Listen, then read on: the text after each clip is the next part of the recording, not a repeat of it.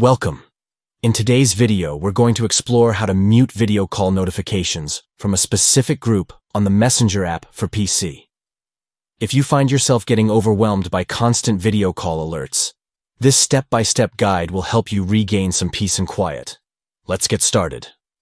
Step 1. First, open your Messenger app on your PC. Step 2.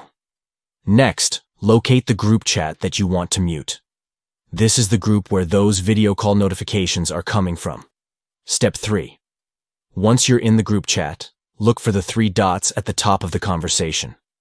Click on those dots to open additional options. Step 4.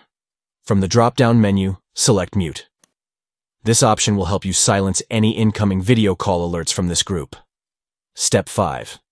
Finally, you'll be prompted to choose how long you want to mute notifications for. Pick the duration that works best for you, and then click Mute to confirm your selection. And there you go. You've successfully muted video call notifications from that specific group. Now you can enjoy a more tranquil messaging experience without those disruptive calls.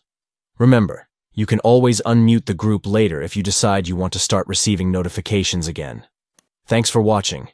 And if you found this video helpful, don't forget to like and subscribe for more tips and tricks.